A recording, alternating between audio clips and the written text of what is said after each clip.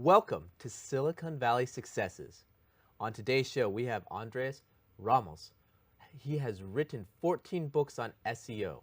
His last 4 were Amazon bestsellers. His books have been published in the US, Europe, and China. Andreas was the manager of SEO at Cisco. He was the SEO strategist for Stanford Business School. He has also managed digital marketing for Harvard and MIT. But he has just released a book exposing Silicon Valley, and you will learn about it in a moment.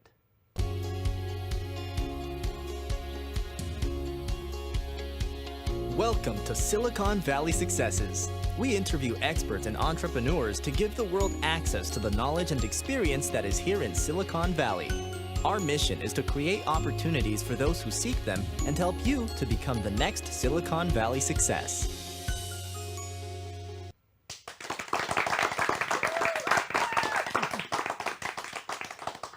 Andreas, welcome to Silicon Valley Successes. Oh, thank you. Thank you. Now, you've just released this book, Startups, Exposing Silicon Valley. One of the interesting things about this book is some of the people you interviewed for it. Now, I'm not sure if people at home can see, but there's a name here that's very familiar to them. There's other names that you'll definitely see in the future here on this show. But for right now, Andreas, I have to ask you, why write a book like this? I work with a lot of startups, and I began realizing that these startups were not getting good information. I've done 3 startups, and these startups were getting misleading or poor information from accelerators, from schools, and so on. So I thought I have to write something that shows what the reality is, how startups really work. So if you're telling me they're getting bad advice, what was the, I don't want to say scariest, but what was the biggest thing that you uncovered while researching this book? Well, the worst thing is you hear a lot of this number, 95% of startups fail. 95% of startups fail. You hear, very common. Only 1 out of 20 succeed. But it's not really true, because startups, the first time around, they may not succeed, but they learn a great deal. Okay. And so they come back and do it a second time. Maybe they'll succeed the second time, but the third time, fourth time, then they start working. Then by that time they got experience, connection, and then they start figuring it out. So it's not really that bad. There's much more opportunity for startups. Wait, so you're saying this statistic that only 1 in 20 startups actually make it isn't really true? That in reality, these startups, they pivot quite a bit, and eventually a lot of them find their way? And they'll fail, but they'll take a break for 6 months or so, and they try again. But what happens is that in the second or third time, now they've got connections. They've learned how to talk to people. So you're trying to say a network's important? Silicon Valley is not about technology, it's not about money, it's about connections. All right. Really important. So for people to learn more about networking, they should watch our last week's episode where we had Del Christensen from the Bay Area Council talk about the power of network in Silicon Valley. Exactly. I saw that episode. It's really good. People really should watch that. Thank you. But Andreas, talk about more of the surprises that you discovered while researching this book. I interviewed 26 founders. Wow. Talked to them. How did you build your company? What's the challenges? What are the difficulties? And so on. And it turns out that one of the biggest things is what I call the iceberg. The iceberg? Icebergs are mostly 90% underwater. Okay. And Silicon Valley is also mostly underwater. Well, what's underwater? The real connections. People think I go to the meetups, I go to the conference, I go to the pitch event, and think that's what Silicon Valley is about. But in reality, most of Silicon Valley is hidden. It's these personal connections. People think, oh, I go to a VC's office, that's a good meeting. Not really. It's when you go to the VC's home, and you're sitting in the backyard, that's a good meeting. When they invite you into their houses, into the backyard, those are the really valuable meetings. It's a personal meeting that happen between people in coffee houses, in backyards. That's where Silicon Valley really happens. Interesting. So you're saying the real deals are done in the backs of the restaurants or the backyard, or not the public eyes. Exactly, not in the public. You get first introductions might happen at a pitch event, at a conference and so on, but later on, if they really like you, they're interested, then they say, hey, come by, let's talk some more. And they talk away from, you can't have a serious discussion in a restaurant, in a coffee house. People around you, they're listening. People come up to you, hey, where's my resume? And this is another thing I found. You meet at coffee houses in Mountain View near Google. Yeah. There are people hired by Google to sit in the coffee houses and listen to conversations. Wait a second. Now that's something that people at home would be. Do you want to say that one more time? You're trying to say that there's actually people in Silicon Valley that are paid to go into coffee shops and eavesdrop in conversations. Private detectives Wow. are hired to listening. Oh, that guy over there, he's talking to a recruiter. He's looking for a job. Maybe we better cancel him now or move him away from good projects.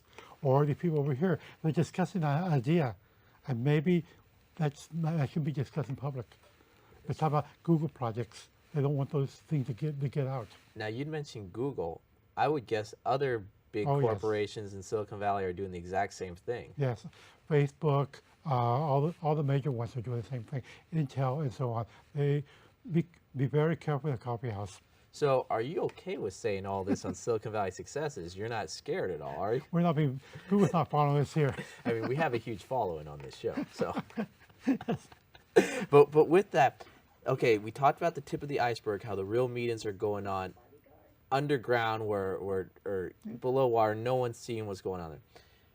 What are some of the big mistakes while researching this book that you found startups making that maybe a little insight knowledge could help them? Oh, there's two major mistakes. One is a guy has a great idea and he invites his buddy, hey, let's do this company together 50-50 and give the other person 50% right away. Huh. Within a few months, the second person will realize they don't have to do any more work. They get 50% of all the money. Okay. Within a year, you basically have to shut down the company to get rid of him. He just won't work, but he gets 50% of everything. That's a very common mistake. So you're trying to say, I start a company with my best buddy. You and I started a company together. Okay, best buddies, we start a company. We go today 50-50, and then tomorrow I go, my back hurt, I'm not going to actually work. And I bring in all the money, you get half. It sounds like a good company. Why? Well, great for you. Yeah. After 6 months, the only way for me to get out of that is shut down the company. Wow. It's really bad. Do you have any examples where you heard this happening? Oh yes, several friends of mine, they've gone through this. Are Really they in the common. book? Yes. In the book, on almost every page, there's a small block of real life stories, comments from founders, from VC, lawyers, and so on. They talk about, this is what happened. This happened to us. This is what we did. This is how we got out of it. It's in the book. Wow. So what about when you're talking to these VCs and angels? What information did they give you that you went, oh my gosh, this is amazing? You have to get to know VCs really well. Okay. Know them for many years, become really close friends. Where they don't see you as a threat anymore, then they start telling you what really goes on. The last chapter of the book is all about acquisition, how startups are actually sold. It's not like what you read in the newspapers or what you see on TV. It's a totally different game. Okay, so in my idea, a startup goes, we have an idea, 6 months later, all the founders retire with a ton of money. What's reality? You won't hear about those deals. Most of these deals happen underground. They're not registered anywhere. The founders, they get paid a great deal. They'll make 10, 20, $50 million, but they won't announce it. So Really? most of the deals you don't hear about, they're underground. They get paid, and then they take a break, a few weeks, a few months or so, buy an island, and then they start again. They'll start the next project. And the second time around, this is important, they don't go to VCs. They don't need the VCs. They've got money. They've got investors from the first startup they know really well. Yeah. No more pitch events, no more business plan, no more proposals. They simply, I know one guy, he sold his company for $20 million. Okay. Took a few months of break, and then got an idea. In one afternoon, he called up a few investors on the phone. This is what I'm thinking of doing. He raised $2 million in one afternoon. Wow. No business plan, no PowerPoint. So all because of the network that he built before and those connections. and that I guess they trusted that his idea would be a good idea based on his Because past. he did it before. They saw that he could do it. He had a team. He put all these people together. He built a team. He could deliver a project. That's what they really invest in. One VC said to me, look, there's 5 things that matter for the investor. The team, the team, the team, the team, the idea.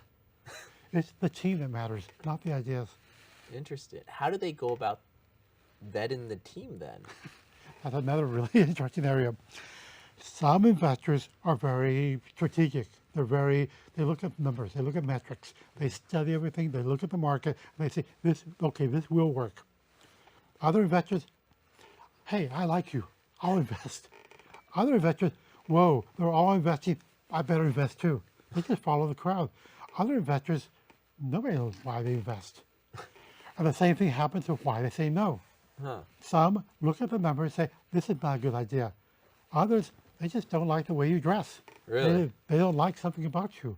Or nobody else is investing, I better not invest. Only a handful of investors make strategic business decisions. Most of them, it's gut decisions, it's emotion, all sorts of other Really? things. So it's very difficult to know about that. And they won't tell you really why they invested or did not invest. So it's very hard to get good feedback. Were there any other discoveries you heard about during the fundraising process? Be really careful about raising money early. A lot of startup think, you and I do a startup, we just started 10, 15 minutes ago with our startup, and we think, oh great, let's raise some money, and we raised 20 million. Okay. People think, oh that's great, you Yeah. got validation, you got 20 million. That's a disaster. Oh, Because the investor now wants to see revenue. Stop developing the product, stop coming up with new ideas, start making money. And so we don't develop a product anymore. It just stays there, and then you don't build a better product. And that becomes a real problem. Raising too much money early becomes a problem. So you have to wait. see, that's interesting because I would think the VCs would want you to continue doing iterations and improve the product.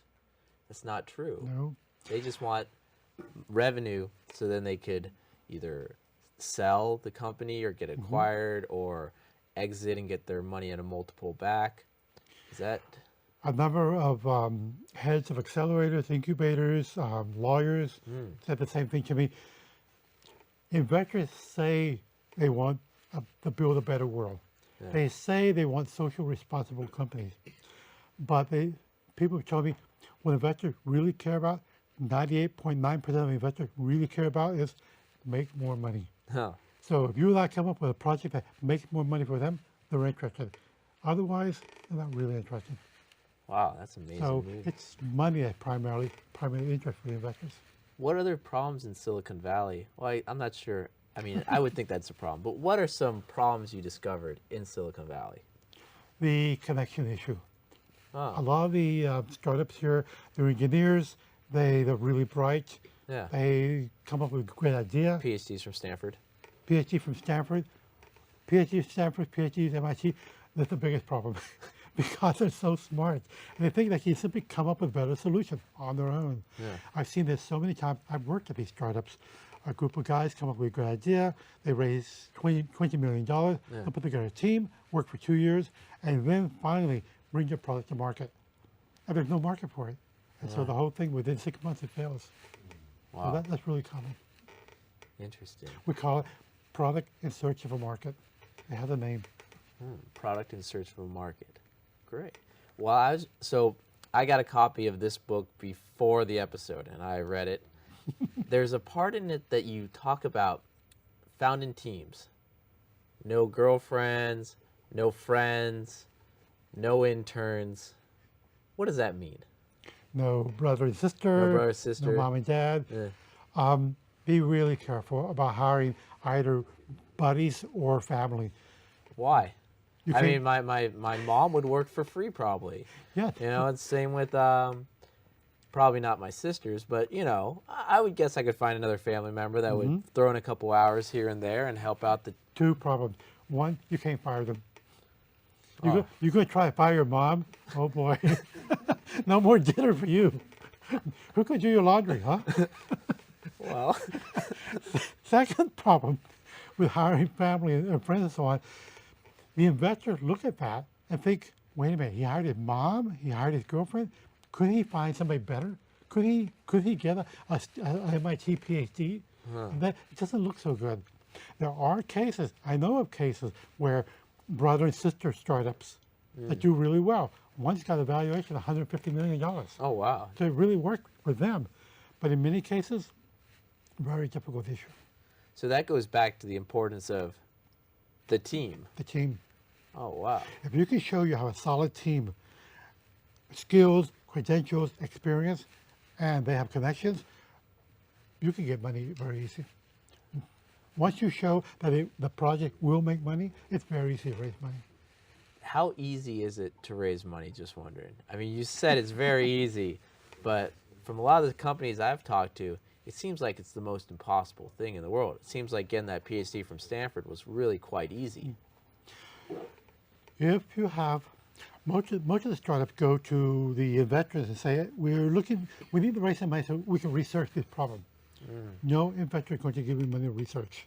Okay. Or, we've done the research, now we have to develop a product. And we think it'll take a year, some development time.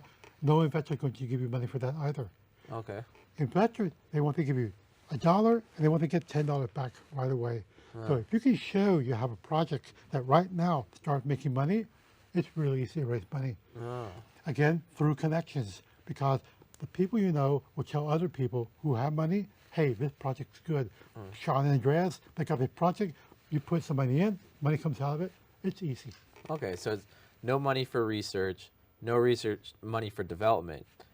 Money only if the company's got traction or an MVP and can start getting revenue. Exactly.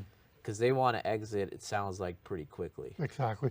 Investors love the idea of putting 10 million in, get 100 million back within a year. That's easy. That's an easy calculation for them. None of this, does it make the world a better place? All of this, do I have to read business plans and so on? Many of the founders tell me they do these beautiful business plans, nobody looks at them. They do PowerPoints, they come in to a meeting, and the VC will say, okay, so what's your company about? They've never read the PowerPoint. It's really common. Oh, God. So what else did you discover while doing the research for the book? And tell me, this is your 15th book or 14th book. Why do one on startups now when you've done, I mean, you're an SEO expert. Tell us a little bit about that. I started off, like you saw, my domain name is andreas.com. I have my own name as a domain name. A handful of people here in Silicon Valley, a few hundred guys, we built the first web. We had our own website. We were doing this at the very beginning where there was nothing on the web. It was just us talking to each other. Jerry Yang was just a kid in a dormitory at Stanford. You've heard of him, Yahoo? Oh, yeah. Yeah, just a kid in a dormitory. We all talked to each other. Oh, I found a cool website. You used to talk to him? Yes. We all knew each other. Oh, wow. LinkedIn, before it was LinkedIn, was just a bunch of guys talking about social strategies, social ideals. So we're going to have to come back in a moment to hear more of these stories.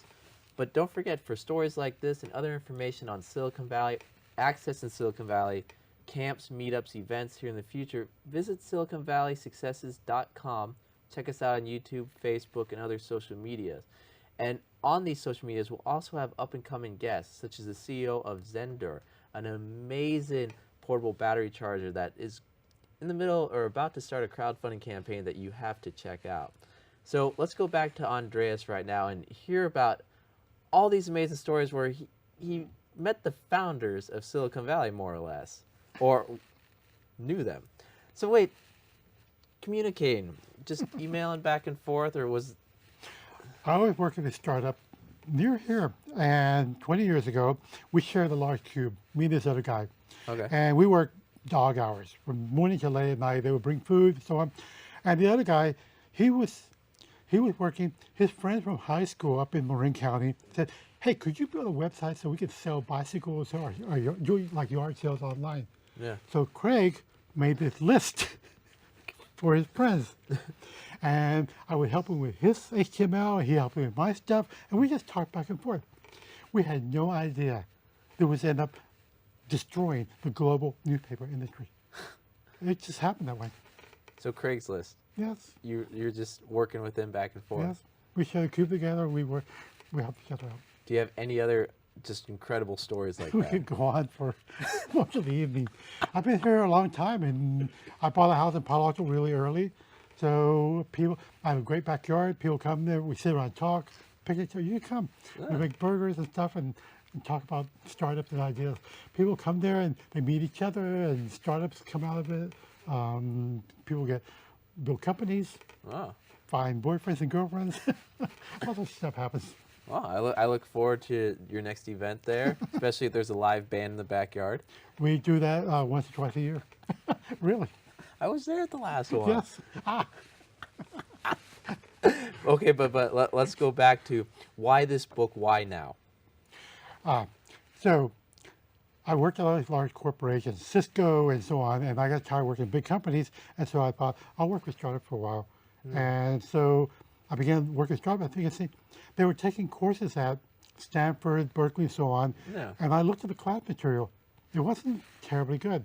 And they were going through the major accelerators, and I looked at what they were doing, and I'd done 3 startups. I said, that's not how it really works. So we sat down one day with a startup. 18-year-old girl comes from Europe to be at Stanford, Okay. and she drew the startup, and we sit, and I start writing on a piece of paper. You need to do this and this and this. That turned into a strategy that turned into this book. Really? And she was the top startup in her class, and within 2 or 3 months, she was worth $40 million. Gee. So it worked out really well. So go back when you were looking at these incubators, accelerators, and their programs. What were you noticing that you're like, oh God, this really isn't that helpful? Professors at business schools write books about startups. They've never done a startup. They are not going to do a startup because that would mean losing tenure. Yeah. They're not going to do that. Most of the VCs have never done a startup. Okay. They're not going to take Where that did the kind of VCs risk. come from? Mostly investment banking, or what's their background? MBAs. MBA. Oh, MBAs. MBAs are trained to manage large companies. Yeah. They're not trained to take crazy risk like you'll likely fail and do a startup. To them, our MBAs are very cautious with their money. First of all, one VC told me, look, if VC were really serious about risk and your startup, they'd say, Sean, you got a great startup. Forget the investor money. I'm going to invest in you myself. He would sell his house, Yeah. take his children's college fund, sell his Porsche, his Rolex, all that, he would put into you. No VC is ever going to do that. Because they're very cautious. So it's the startup people, it's not just a little bit crazy, they're pretty crazy. To walk away from good jobs and big companies and so on, and do something where everybody tells you you're likely going to fail. Yeah. And they mostly fail. But you fall off the horse, you dust yourself off, you get back up on the horse again. Wow. And then you fall off again, but then you get back up. And eventually, at some point, you learn. You've made all the mistakes. You bring in the advisors with 10 years experience. They tell you, don't do that mistake. Don't do this mistake. They help you. They're like a big brother. And then eventually you figure it out. Then you start making one success after the other. The really good founders, they build one company after the other. So let's go over some of the stuff that we've talked about, Sure. just to make sure we haven't missed anything. We talked about right in this book after going over incubators, accelerators, all their programs, and seeing a missing piece to it. We've talked about your past, sitting in the same cubicle as the founder of Craigslist, and Hi, knowing, Craig. knowing all these other people that have so much history in Silicon Valley. Talking about the secrets that VCs have told you after getting to know them about where the real deals actually happen. We talked about Google, Facebook, and some of these big companies actually hiring detectives to hang out in coffee shops to eavesdrop on the conversations. We've talked about not hiring family for your team or interns or that, because VCs want team idea. What did we miss out on this conversation so far from this book that you really think the audience needs to know? Connections. The most Connections. important thing. I used to think that Silicon Valley was about engineering. I came here, started off in engineering. I thought engineering were the key factor. Then later I thought, no, it's marketing. I thought that was really important. Then I began thinking of the VC, the capital, the money, that they were the important people, the lawyers and so on. But the reality is the connection between people. The key people know each other. There's maybe 700,000 people in Silicon Valley, but it's around 20,000 people who know each other. And very quickly, through one or the other, you can reach almost anybody you want, anybody you need, and get things done. Oh, wow. And that's how it works. The groups that talk to each other are really good. Something really odd or peculiar about Silicon Valley, different from other places. People talk together here. You don't do that in Europe. I went to university in Germany. Okay. You don't share information with each other. In other countries, people are very cautious about talking together. They're very concerned about competition. Interesting. But here, it's not competition that matters so much. The biggest danger for startup is themselves. One VC told me startups commit suicide.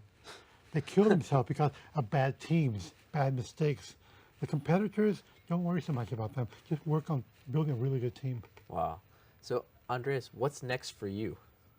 Oh, well, right now I'm going to start to teach a full quarter at California Science Technology University, CSTU, and I'm preparing the courseware for that. 15 weeks of material, 3 hours a day, and so on. We're going to take that and publish that as a book, and simultaneously in English and Chinese, and make it available in China and worldwide in English. So, Andreas, if anyone at home wants to get a copy of your book or have access to you, how would they go about doing that? Oh, that's really easy.